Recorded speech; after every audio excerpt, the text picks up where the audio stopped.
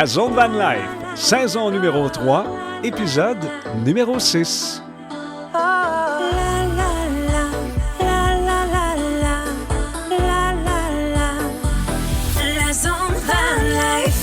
Les amateurs de Van Life, mes hommages. Ici Mario Fournier, toujours content de vous retrouver. Et si vous avez écouté le dernier épisode que j'ai fait avec Val et Phil de l'association Van Life Québec, d'entrée de jeu, j'avais fait un petit teaser en disant « Ne manquez pas le prochain épisode alors que je vais vous raconter notre voyage en van au Portugal. D'un côté, une histoire d'horreur et de l'autre côté, une histoire magnifique. Malheureusement, l'histoire d'horreur, c'est avec le van et la compagnie Indie Camper. » Ben, c'est aujourd'hui que ça se passe, mes amis. C'est aujourd'hui que je vous raconte et que je vous donne aussi des conseils pour un voyage en van au Portugal et probablement en Europe aussi. Alors, bienvenue dans la Zone Van Life. C'est, je pense, la troisième fois que je vais faire ça. En tout cas, pas plus. 3, 4 peut-être. Peut-être la quatrième fois que je fais un épisode en solo, seul. L'invité, ben, c'est moi-même. Puis, à toutes les fois, je me demande si les gens aiment ça, si le contenu est intéressant. Parce que c'est différent d'écouter quelqu'un qui s'entretient avec une autre personne ou avec des gens que d'écouter quelqu'un qui fait un monologue pendant, je ne sais pas combien de temps ça va durer. Fait que, savez-vous quoi? J'aimerais ça vous me laisser des commentaires sur la page Facebook de la Zone Van Life où je partage toujours les nouveaux épisodes. Peut-être même aussi les commentaires sur les différentes plateformes que vous pouvez écouter. Aimez-vous ça? Est-ce que c'est trop long? Est-ce que le fait d'écouter Mario qui parle pendant un nombre X, ça devient ennuyant? Gênez-vous pas. Si vous n'aimez pas ça, dites-moi-le. Tous les commentaires sont les bienvenus. Alors, je me lance seul avec moi-même et ma bouteille d'eau. Ça se peut que je prenne des gorgées d'eau de temps en temps. Parce que je vais peut-être manquer un peu d'air et un peu de liquide. Donc, j'ai dit que je vous parlerai de notre voyage au Portugal, ma blonde et moi, parce qu'on a loué un van pendant 14 jours là-bas. Je vais vous donner des trucs et conseils. On va diviser ça en deux. Le côté positif, on va le mettre après, puis on niaisera pas trop longtemps avec le côté négatif. En fait, le côté négatif, c'est la location du van. En fait, pas la location du van, comme la compagnie avec laquelle on a fait affaire, qui s'appelle Indie Camper. Je vais vous donner à la fin d'autres compagnies avec lesquelles vous pourriez louer sans, j'imagine, ou du moins j'espère, aucun problème, parce que j'ai vu des gens là-bas avec qui j'ai discuté qui avaient loué avec une autre compagnie que Indie Camper, puis eux autres, ça a bien été. Donc, parlons du van en premier. Qu'est-ce que l'on a loué? On a loué un van qui ressemble à ce qu'on a ici au Canada, c'est-à-dire des ProMaster 3500, 2500. Là-bas, vous le savez, c'est des Fiat Ducati, mais c'est la même affaire que ce qu'on a ici, là. C'était un modèle 19 pieds qu'on a loué qui ressemble à... parce que c'est un modèle allemand, puis je ne suis pas capable, honnêtement, de prononcer le nom, là. Mais ça ressemble à un modèle comme on a déjà eu ici, Hymer Active 2. Vous avez sûrement déjà vu ça. Je pense qu'ils ont fait faillite, cette compagnie-là, mais on en voit encore sur les routes. C'est un modèle qui ressemblait vraiment à ça au niveau du design intérieur. Et en plus, on avait un pop-up top, un peu comme Westphalia, qu'on n'a jamais ouvert. Puis vous allez comprendre pourquoi tantôt, mais on trouvait ça cool. On se disait, mon Dieu, on s'imagine sur le bord de la mer, passer la nuit, on ouvre la top, ça va être cool avec le coucher de soleil. Bon, on ne l'aura jamais vu parce qu'on ne l'a jamais fait. Donc, c'est un modèle comme ça et qui faisait notre affaire. Beaucoup, beaucoup de rangements. Pour ma blonde et moi, c'était important d'avoir une vraie douche. Ben, une vraie douche, c'est un wet bath comme dans un voilier, là, mais on ne voulait pas une douche fantôme qu'on appelle. Alors, on voulait une vraie douche, on voulait une vraie toilette. En Europe, ce sont les toilettes à cassette qu'on voit aussi ici au Canada, mais c'est que ça qu'il y a là-bas. Donc, le van faisait notre affaire. Transmission manuelle, ça, je vous le dis tout de suite. Si vous ne savez pas conduire manuel en Europe, vous allez avoir un problème avec les vannes parce que, en tout cas, j'en ai vu aucune qui n'était pas manuelle. Donc, c'est des transmissions manuelles 6 vitesses qu'il y a là-bas, modèle diesel. Fait que ça, c'est le van qu'on a loué plusieurs mois avant de partir. Puis je me rappelle, quand j'ai enregistré un balado avec Caro, la prof en van que vous suivez peut-être, et que j'avais dit à Caro que je faisais affaire avec Indie Camper, écoute, elle m'avait dit, arrête ça tout de suite, annule ça. Elle a eu une histoire d'horreur. C'est vrai qu'elle, je pense, c'était encore pire que nous autres. Pour vous donner un exemple, je pense que Caro, son réservoir d'eau, se vidait tout le temps. Puis à un moment donné, c'est le van qui a arrêté de fonctionner. Fait que ça, c'est pas pratique, là. Mais anyway, tout ça pour dire qu'il était trop tard dans mon cas. J'aurais perdu beaucoup trop d'argent si j'avais annulé. Et je me suis dit naïvement, bon, c'est pas parce que c'est arrivé à Caro que nous, ça va arriver. Ça n'a pas été facile. Donc, voici l'histoire d'horreur. Je vous la raconte en bref, mais il y a eu bien des affaires. Première affaire, on avait loué le van, on avait payé à 90 €, c'est comme presque 150 pièces canadiens, pour l'avoir plus tôt. Parce qu'en principe, eux, ils ouvrent à 11 heures. Notre vol de Montréal vers Lisbonne, on atterrissait à 6 heures le matin, 6-7 heures. Fait qu'on a payé 150 $ canadiens pour l'avoir plus tôt, soit à 9 heures. On arrive au dépôt de Indie Camper à 9h moins 5. Il y a Pedro qui est là, qui nous attend pas. Mais il est là. Alors, on se présente, il regarde sur son iPhone. Ah ben oui, c'est vrai. Il parle anglais, évidemment, ça parle pas français, là, on se comprend. Mais quand même un très bon anglais. Et il dit, ben oui, je vais aller vous chercher ça. Alors, Pedro, il part. Puis on attend. Puis là, il fait 35 degrés à l'ombre. On est au mois de septembre. Ce que j'ai pas dit, c'est qu'on a loué le van à la mi-septembre. Là. C'était du 13 au 27, qui est un temps parfait pour se promener au Portugal. Il y a moins de touristes, puis il fait encore beau. Fait qu'on attend peut-être 25 minutes. Et à un moment donné, on voit Pedro qui est dans une voiture avec un autre mec qui s'en va dans le fond du stationnement. Il y a des vannes un peu partout. Il y a des camping-cars un peu partout. Plusieurs sont brisés. D'autres, c'est marqué « Ready to go ». J'en avais vu un qui ressemblait vraiment ce qu'on avait loué. C'était marqué « Ready to go ». Je dis « ça doit être lui ».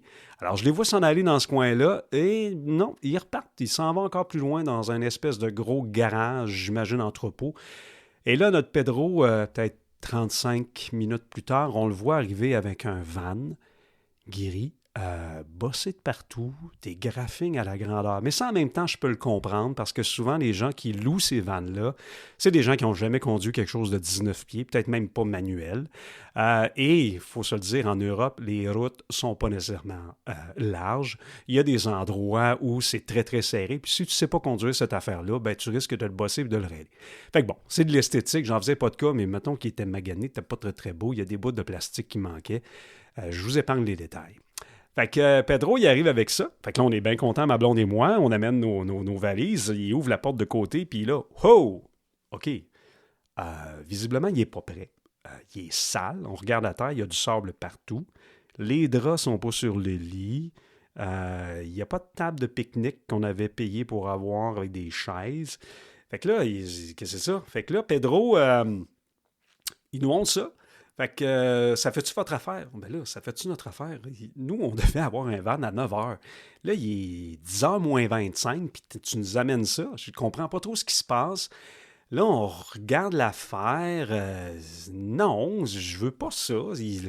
Alors, on s'ostine un peu avec, puis il fait, ben, si vous en voulez un autre, ça va prendre un bon 20 minutes parce qu'il faut que je le sorte du système, puis j'en trouve un autre. Ma blonde et moi, on est découragés. On fait, ben, vas-y, rendu là, on veut pas ça. Puis en plus, on réalise qu'il y a un des deux brûleurs qui ne fonctionne pas. Fait que là, Pedro repart avec ta cochonnerie, puis amène-nous autre chose. Alors, il repart. Et là, on attend. Puis on attend. Puis là, on voit Pedro encore qui se promène avec l'autre mec, ne comprend pas trop ce qui se passe. Et là, on le voit arriver avec une autre vanne blanche, mais déjà de loin, je vois qu'elle est encore plus maganée que l'autre. Et là, il nous met ça en avant de nous, on ouvre les portes. C'est parce qu'il est pire que le premier, puis il n'est pas plus près, là. Fait que là, je dis, ça marche pas, Pedro, là. C'est quoi ça? Ah, mais là, j'en ai pas d'autres. Comment t'en as pas d'autres? Bref, on est découragés. Fait que là, il dit, ben là, je peux vous préparer l'autre, il manque un rond. Fait que là, il revient avec son chum, son ami, puis il dit, gars, j'ai une solution pour vous autres. On pourrait vous donner, vous savez, les petits poêles, les petits ronds au butane avec des petites cannes qui ressemblent à une canne de peinture. Là. Il dit, on pourrait vous donner ça, fait que ça vous fait votre deuxième rond. Fait que ma blonde et moi, on est découragés, on veut juste s'en aller, il fait chaud. Ça fait 1 heure et quelques qu'on attend, là, ça marche pas. Fait que, gars, OK, c'est beau. Mais là, prépare-le, parce qu'il n'est pas prêt. Et il repart avec son petit bonheur et son ami, et là, on attend, et on attend, et on attend. Je sais, c'est long, mais c'est ça. Alors, on attend, et là, il revient avec le van, et il nous dit, bonne nouvelle, le rond est réparé. Bon, OK, alors on ouvre la porte, ils l'ont nettoyé, mais on n'a pas les mêmes normes de propreté, disons. Fait que ma blonde, ben, à s'affaire à nettoyer tout ça. On a notre kit de drap, c'est là. Je vois qu'on a nos 2 chaises de camping et la table de camping à l'intérieur. C'est là. On a aussi ce qu'ils appellent, eux autres, le Essential Kit, le kit essentiel dans un gros bac en plastique, dans lequel on a les couteaux, les fourchettes, les tasses, toutes ces affaires-là pour partir en voyage. Fait que tout est dans le van, fait que, il ne reste qu'à le nettoyer parce que ça n'a visiblement pas été fait. On ouvre les tiroirs et il y a du sable. Fait que je disais à ma blonde, mais pendant que je fais les papiers, ben toi, prépare les choses. Fait que Marie-Hélène se met à nettoyer le van. Et là, le processus est quand même long encore. Et là, je vous le dis, il est 11 heures. Ça fait 2 heures qu'on est là, on n'est pas parti encore. Et là, il faut faire les papiers avec Pedro, il faut faire le tour du van, prendre des photos des bris. Et ça prend plusieurs photos parce qu'il est brisé de partout. Et là, il me donne mon cours 101, comment ça fonctionne. Bon, ça, c'est le bout qui va plus vite parce qu'il n'y a pas besoin de m'expliquer comment fonctionne le système de chauffage Truma, là. J'en ai un. Fait que ça va assez vite. Malheureusement, on est allé un petit peu vite sur certaines affaires que je ne pouvais pas savoir. Mais ça, je l'ai réalisé plus tard. Fait qu'on remplit les papiers, on fait les affaires. Et à 11h42, on part, enfin, sur la route. Mais là, il y a des affaires qui ne fonctionnent pas, là. Bon, je vous l'ai dit, il était sale. Les stars à l'intérieur, parce que ce sont de vrais stars, il y en a qui ne tiennent pas. Le moustiquaire ne tient pas. Il y a un star qu'il descend, mais il ne remonte pas, fait qu'il faut le remonter à la main. Il y en a un autre que ça tient par une petite vis qui veut lâcher à tout moment. C'est cheap. Les stars sur les fenêtres de côté, je ne sais pas qui a inventé ça. Là. C'est un système. J'avais déjà vu ça, mais jamais de mes yeux vus. Je l'avais vu en image. C'est stupide, c'est fait avec du papier. Là. Ça tient par la peau des fesses.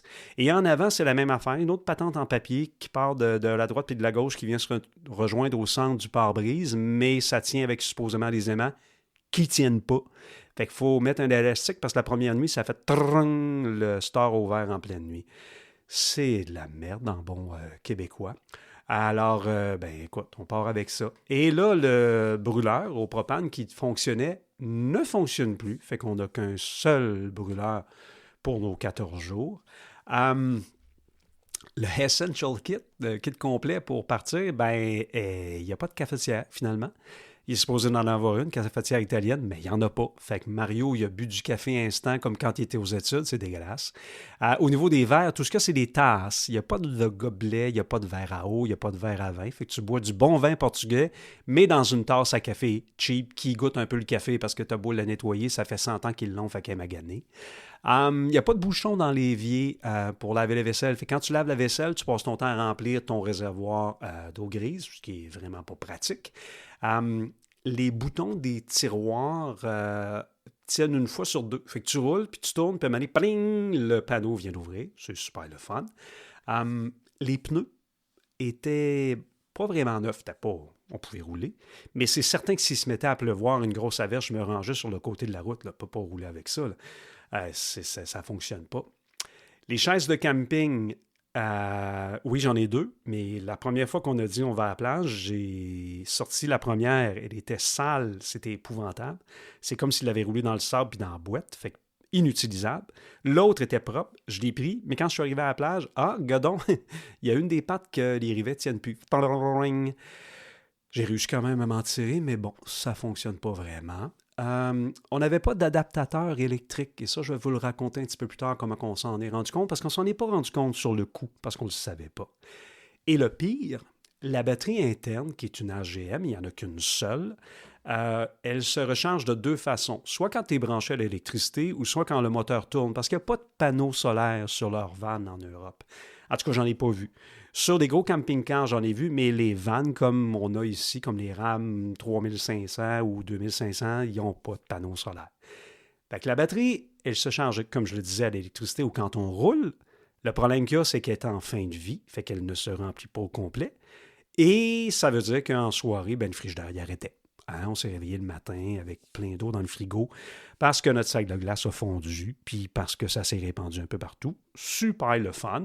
Puis comme on ne roule pas des distances incroyables à tous les jours, la batterie ne peut jamais se recharger.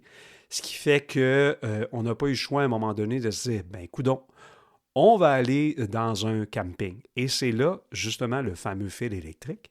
On est arrivé dans un camping, je ne me rappelle pas à quel endroit. On se stationne, tout est beau, je sors le fil et il y a des Français super gentils à côté de nous. Une chance qu'il était là, Didier qui me regarde et qui me dit « Bon, tu peux pas te brancher là? » Je dis, pourquoi je peux pas me brancher? Ben, t'as pas l'adaptateur, là. Là, t'as un 3 brins. Ça prend 2 brins. T'es au Portugal. Ben, là, on fouille dans mon van, mais j'ai pas ça, moi. Bon, ils te l'ont pas donné, là. C'est des idiots, là. On est au Portugal, on n'est pas en France. Mais je vais t'en passer, hein. Fait que Didier m'a passé un fil. Fait que vous comprendrez que j'étais bien content, mais j'avais pas plus l'adaptateur. Il n'y avait rien à faire. Fait que là, ça a bien été. Ma batterie s'est chargée toute la nuit, mais comme elle est en fin de vie, ben, elle se charge pas au complet. Fait que le lendemain, ben, le problème recommençait toujours. Notre frigo arrêtait pendant la nuit, puis notre glace se mettait à fondre. Autre problème qu'on a vécu avec le van, je vous le dis, c'est une histoire d'horreur. Après 2 jours, on est sur la route, puis je cherche, pendant qu'on roule, l'indicateur de, vous savez, ça nous dit l'autonomie qui nous reste en essence.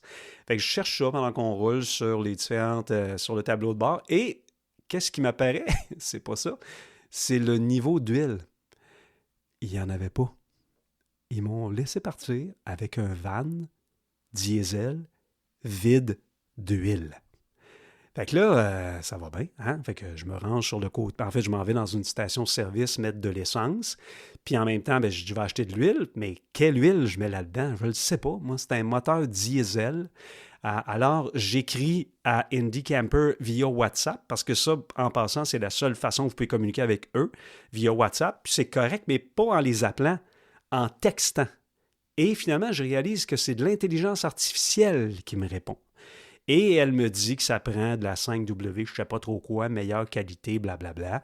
Alors, j'ai acheté 2 pains d'huile qui m'ont coûté 44 € que j'ai perdu le reçu. Fait que je ne me suis pas fait rembourser.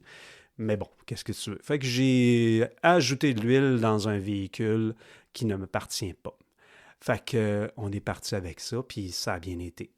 Pour ce qui est du moteur, tout ça, le van, on n'a pas un mot à dire, ça allait bien. C'est un moteur diesel, ça ne consomme pas trop, une maudite chance, parce que le gasoléo, qu'on appelle là-bas, le diesel, de toute façon, c'est facile à reconnaître, c'est la pompe qui pue, puis c'est celle qui est sale. Le diesel était à 1,70 €. Fait qu'avec vos frais de carte de crédit, là, et puis le taux de change, ça revient à peu près à 3 $ du litre. Dieu merci. Comme je le disais, c'est un véhicule diesel. Fait que ça, c'est tout un paquet d'histoires d'horreur qu'on a vécu avec cette van-là. Et en date d'aujourd'hui, quand j'enregistre ce balado-là, on est le 21 octobre. J'ai fait une plainte au retour le 27 septembre et j'ai demandé un remboursement parce que j'ai payé pour avoir un van plutôt que j'ai jamais eu. J'ai eu une réponse le lendemain et depuis ce temps-là, rien. Ça fait 5 courriels que je leur envoie. Ils ne me répondent pas. J'ai comme l'impression qu'ils m'ont mis dans les courriers indésirables, les courriels. Là. Fait que d'après moi, ils ne voient même pas mes courriels. Je n'aurai probablement jamais mon argent. Fait que c'est ça le service de Indie Camper. Alors, je vous le dis, ne réservez pas avec cette compagnie-là. Des histoires d'horreur, il n'y a pas juste moi qui en a vécu. Il y a certaines personnes que ça a bien été, mais nous, dans notre cas, ça n'a vraiment pas bien été. Puis, à la fin du balado, je vais vous donner quelques compagnies que j'ai vues là-bas qui valent vraiment la peine. Fait que ça, c'est le côté plate. Mais le côté le fun, on est parti en road trip. Vous êtes des amateurs de van life, vous aimez les road trips, c'est certain. Alors, je vais vous parler un peu de nos conseils puis de ce qu'on a fait, si ça peut vous influencer. Notre itinéraire, c'est pas compliqué, c'est un voyage magnifique avec des paysages dans des petits villages, des petits châteaux, tout en hauteur. Ce qu'on a fait, nous, principalement, on est parti de Lisbonne et on a fait l'Algarve, qui est au sud du Portugal. On voulait voir la mer. On s'est rendu jusqu'à la frontière de l'Espagne. Donc, on a fait Sesimbra, Setúbal. On a fait Vila Nova de Milfonte. Ah, que c'est beau, cette place-là. C'était magnifique. On a fait Sagres, Lagos, Alvar. Alvar. On a fait Albufeira, qui est une ville de party. C'est l'enfer, mais c'est super beau. On a fait Faro, Tavira, et on s'est rendu jusqu'à Villa Real de Santo Antonio. J'espère que je le prononce bien. Ça, c'est drôle parce que, c'est drôle. T'es vraiment à la frontière de l'Espagne. Fait que t'es stationné avec ton van sur le bord de l'eau et puis tu regardes à ta gauche puis c'est le Portugal, tu regardes à ta droite l'autre bord de l'eau, c'est l'Espagne. On n'est pas allé, on n'avait pas le temps. Après ça, on est remonté dans les terres via Mertola, Évora. On s'est rendu jusqu'à Lisbonne et on a fait Sintra. C'est magnifique, l'Algarve.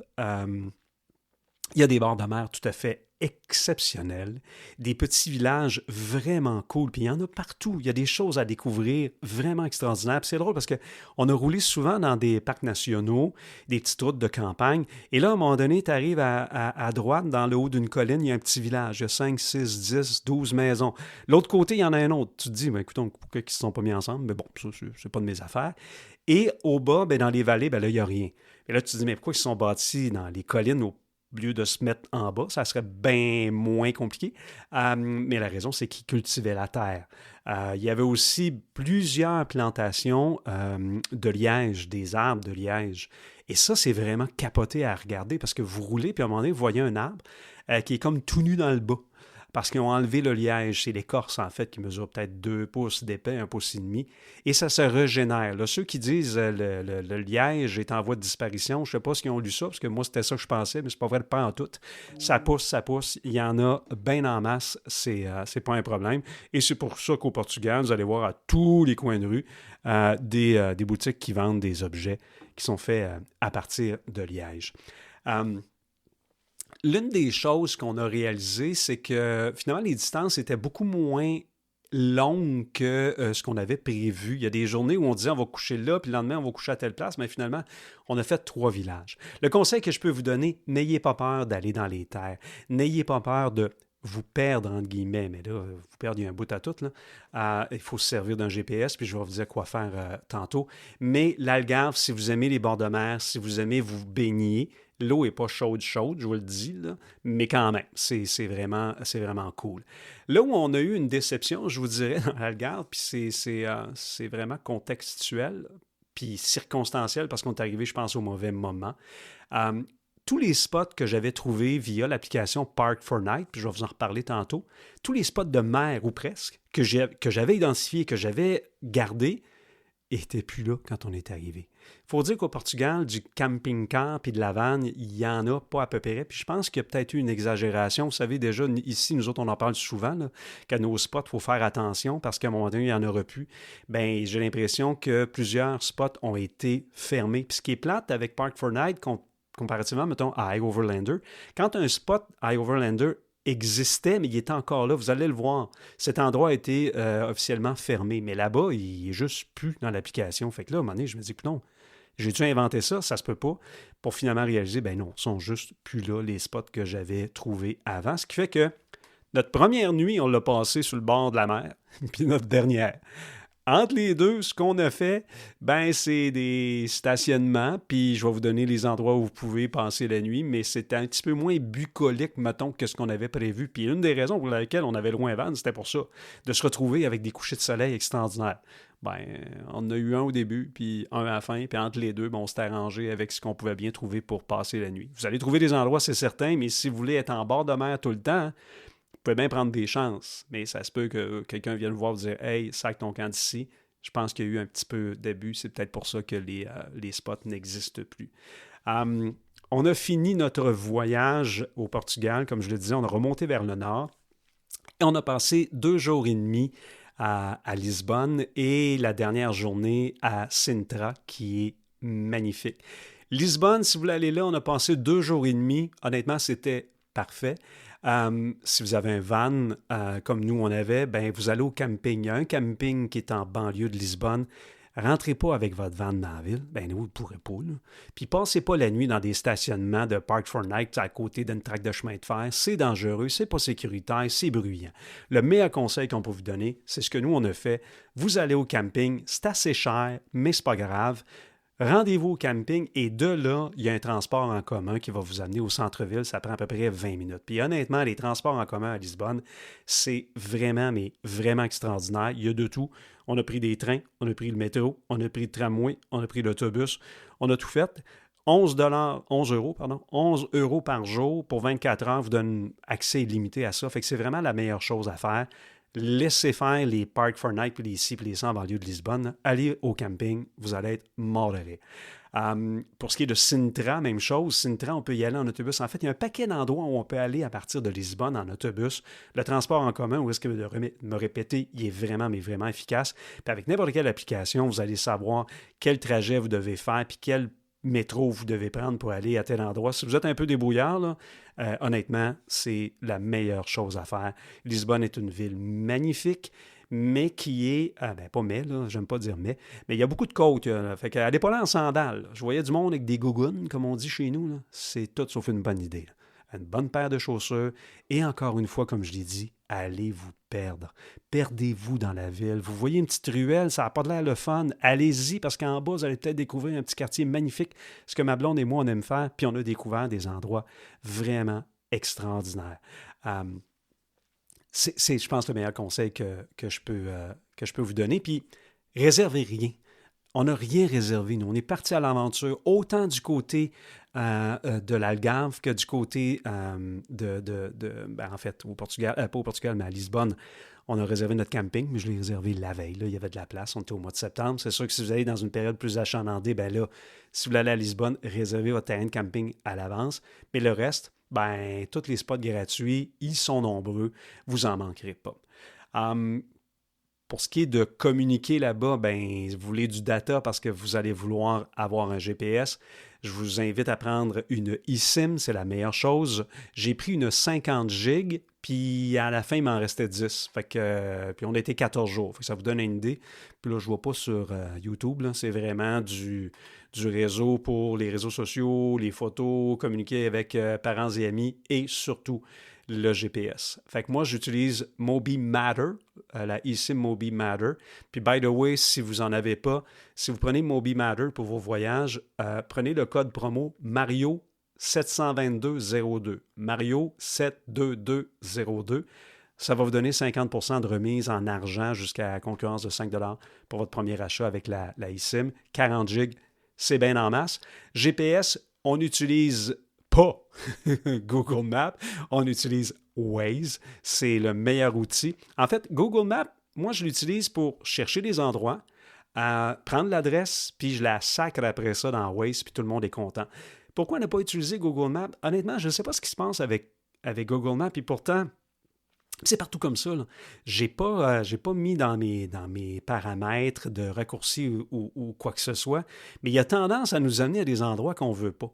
On l'a vécu au Portugal, à Cuba, Portugal. Là. On voulait aller dans un vignoble, puis je l'ai trouvé via Google Maps. Puis je ne sais pas pourquoi, instinctivement, j'ai fait itinéraire, go, on y va. Et là, on s'est retrouvés dans des petites ruelles d'à peu près 7 pieds de large avec un van de 6 pieds et demi, mais ça rencontre. J'ai tourné dans un sens unique à l'envers. Ma blonde, elle se pognait la tête à deux mains, mais ça a bien été, je n'étais pas trop nerveux. Mais là, tu sais, il y a une voiture, tu te tasses et se tasses, tu te tasses et se tasses. Ça, c'est Google Maps qui m'a amené là pour aller chez le vignoble à Cuba. D'ailleurs, je vais ouvrir une parenthèse là-dessus. Si vous aimez le vin comme nous, puis que vous voulez aller dans des vignobles, sachez qu'au Portugal, il faut réserver à l'avance, au moins 24 heures. Je la comprends pas, je la pogne pas, je sais pas pourquoi, mais c'est comme ça. On est allé dans 2 vignobles, puis on s'est fait revirer de bord, dont un où ça nous a mis en beau joie le vert, parce que c'était un petit vignoble, tout petit, un mom and pop shop. La dame était là, toute seule, il est 4 heures, elle ferme à 6 heures, il n'y a personne. Et là, elle nous demande si on a réservé. Évidemment, on lui répond non. Est-ce qu'on est là encore demain? On lui répond non. On est des Canadiens, on s'en va vers Lisbonne. Elle nous a dit, je peux vous les expliquer mes vins si vous voulez. Si tu es capable de nous les expliquer, pourquoi tu ne les fais pas goûter? C'est ça qu'on veut faire, puis on va en acheter après. Mais elle ne voulait rien savoir, fait qu'on a pris notre petite bonheur, on a sacré notre camp. Fait que, prenez-le en note, si vous voulez visiter les vignobles au Portugal, réservez à l'avance. Donc, Waze, GPS, c'est votre meilleur ami.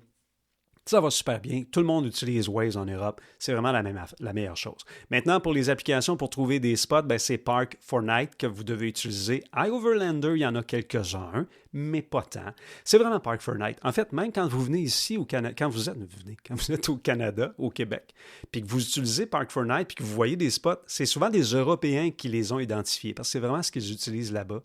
Alors, c'est la meilleure chose à faire, mais je vous le dis, là, si vous prévoyez votre voyage à l'avance, ça se peut qu'il y ait des spots que vous ayez vus là, qui ne seront plus là quand vous allez y aller. Ça fait partie de la game, malheureusement. Il y a iOverlander que vous pouvez utiliser. Il y a aussi une autre application qui s'appelle Campy. C-A-M-P-Y. C'est nouveau. On a trouvé quelques affaires là-dessus, mais c'est relativement nouveau, moins populaire que Park4Night.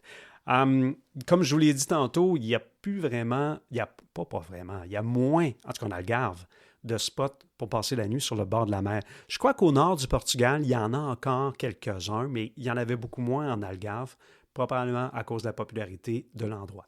Donc, vos alternatives que vous allez avoir pour passer la nuit gratuitement ou relativement pas trop cher, ben, il y a des stationnements de plage où on a passé quand même quelques nuits.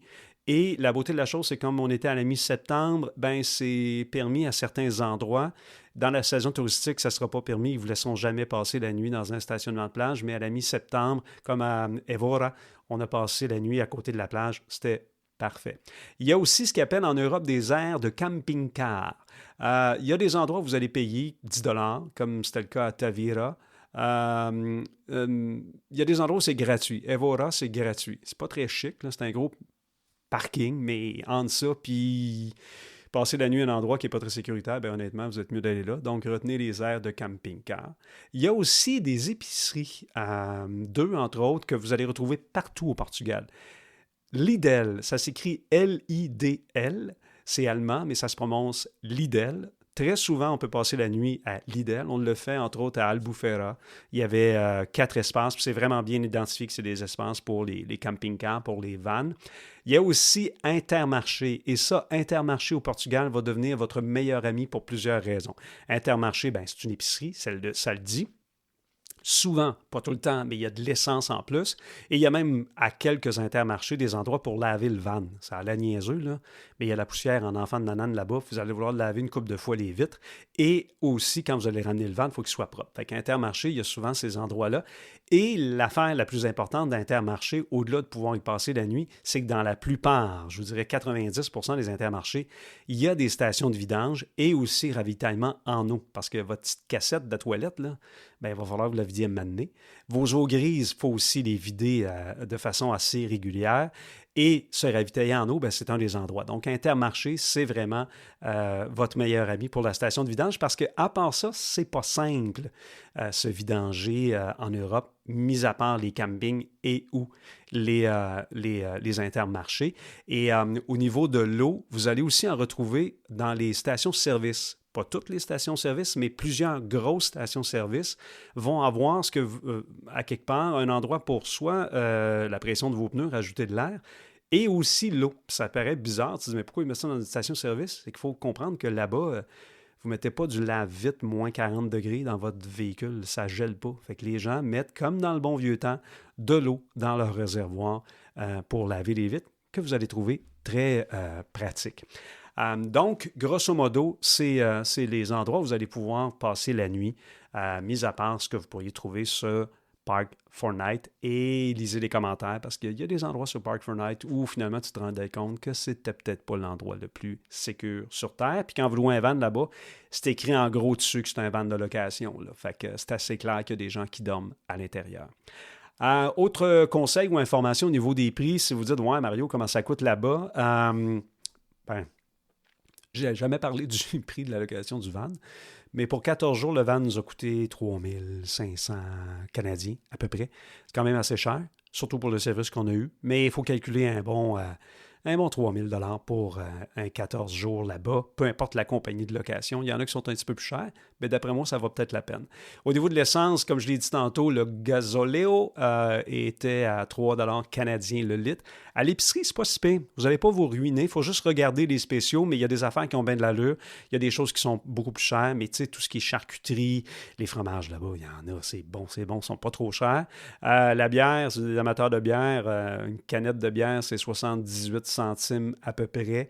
Les restos, allez dans les boui-boui des petits villages. Allez pas dans les restaurants attrape-touristes en plein milieu de Lisbonne. C'est sûr que vous allez vous ruiner. Mais dans les petits boui-boui, il y a des endroits vraiment cool. Vous allez manger des fruits de mer extraordinaires, du poisson pour pas cher, cuit directement là, sur le charbon de bois. Ça sent quand on se promène dans les petites rues. C'est vraiment là que vous allez trouver les meilleurs deals. Puis au niveau du vin, ben là, écoute, le vin. Le vin portugais, il est tellement bon. Puis pour vous donner une idée, nous, il y a un vin blanc qui vient de la vallée du Douro qu'on aime beaucoup, qu'on achète ici au Canada, qui s'appelle Planalto. Ouais, grande bouteille verte. Planalto, ça vient du Douro. Elle est 14 $ ici. Là-bas, elle est 3 €. Et moi, j'ai un bon ami qui s'appelle Phil Lapéry qui m'a tout le temps dit, tu sais Mario, du vin, c'est du gros jus de raisin. Puis ma mère m'a tout le temps dit que c'était bon de manger des fruits. Fait qu'on a bu du vin, pas à peu près, à 3 €. Ça nourrissait le bedon et l'âme. Donc, c'est à peu près ça au niveau des prix. Pour ce qui est du reste, ben ça, c'est à vous de décider en fonction de votre budget. Les frais de carte de crédit peuvent être élevés, fait que faites attention à ça. Si c'était à refaire, qu'est-ce que je ferais différemment? Telle est la question, parce que c'est la question qu'on s'est beaucoup posée, ma blonde et moi, au retour. On a adoré notre voyage, on a adoré ce qu'on a vu. Puis, tu sais, je ne vous donne pas tous les détails parce que, en quelque part, c'est à vous de découvrir vos affaires. Je vous invite à aller faire un tour sur mon compte Instagram de la zone Van Life. Vous allez voir quelques reels. Je pense que j'en ai fait 5 ou 6 de notre voyage avec vraiment des paysages extraordinaires. Vous allez voir le van qui a de l'air bien beau, mais c'était tout sauf le fun, cette van-là. Donc, si c'était à refaire, qu'est-ce que je referais différemment? Ben, c'est sûr que je ne louerais pas avec Andy Camper, là, je vous le dis. Puis, j'ai même pas peur de le dire. Louez pas avec eux autres. C'est n'importe quoi. Il y a des compagnies que j'ai vues, Road Surfer, j'ai vu aussi Siesta Camper, et j'ai parlé aux gens qui avaient loué ces vannes-là. Puis, tout était bien correct. Il n'y a pas personne qui m'a dit qu'il manquait un adaptateur ou que sa batterie se vidait. Il avait l'air bien content de la location qu'ils ont fait. Road Surfer était quand même assez cher ou Siesta, je ne me rappelle pas lequel des deux. Anyway. Mais en partant, juste regarder le look des vannes, j'ai l'impression qu'ils ne louent pas à n'importe qui et qu'ils les entretiennent bien. Je pense pas qu'il y en ait un qui a manqué d'huile. Vous pouvez aussi louer de certains particuliers là-bas. J'ai des amis ici du Québec qui ont déjà fait ça et qui étaient vraiment, mais vraiment contents. Alors ça, c'est quelque chose à retenir puis à regarder. Mais ne louez pas d'Indy Camper. Je l'ai-tu dit? Mais peu importe la compagnie, honnêtement, ce que je ferais différemment, je ferais vraiment l'inventaire un peu moins rapidement. C'est vrai qu'on voulait juste s'en aller, là. En quelque part, ça l'excuse parce qu'on a regardé vite et on est parti. Mais je poserais des questions, prise électrique, ça c'est important. Si vous voulez faire des campings, prise électrique, j'ai-tu l'adaptateur? Parce que, honnêtement, il aurait fallu être au camping à tous les jours avec cette affaire-là. Et au niveau de l'itinéraire, ce que je ferais, c'est plus cher, mais c'est ce que je ferais quand même. Je prendrais un vol jusqu'à Porto, puis je reviendrais par Lisbonne. Alors, je prendrais le van à Porto, je ferais un petit peu le Douro. Je descendrais vers Lisbonne en longeant la côte. J'irais dans l'Algarve, mais moins longtemps. Parce qu'honnêtement, ça se traverse quand même assez rapidement, là. Il y a des journées où on aurait pu dire « OK, c'est beau, c'est fini, on s'en va. » Et je finirais vers Lisbonne et je rendrais le van là-bas. Fait que c'est sûr, vous le savez, quand on loue un véhicule à un endroit, mais qu'on ne le ramène pas au même endroit, ça coûte un peu plus cher. Mais si on veut vivre l'expérience de la van life du côté du Portugal, honnêtement, c'est ce que je vous conseille. Et si vous avez évidemment les moyens de le faire. Je n'ai pas l'expérience de l'Europe au complet. Je veux éventuellement louer un van en France.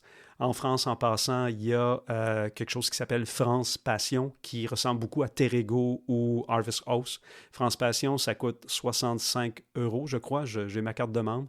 Puis vous pouvez coucher dans des vignobles, des fermes, un peu comme on le fait avec Terrego. C'est juste qu'on ne peut pas réserver à l'avance. On arrive là, fait que s'il n'y a pas de place, ça se peut que tu dois aller ailleurs, mais il y en a tellement. Ça, c'est quelque chose que je veux faire, mais je pense que l'expérience van, peu importe où on va en Europe, c'est à peu près la même affaire, en ce sens où vous allez pas nécessairement avoir des endroits faciles pour circuler avec les vannes, parce qu'il y a des villages où on a passé, là, puis je me rappelle un petit village, entre autres, où on a passé à travers du village, puis je disais à ma conjointe, je disais à Marie-Hélène, je ne voudrais pas rencontrer un camion ici, là, parce que c'est pas un sens unique, là.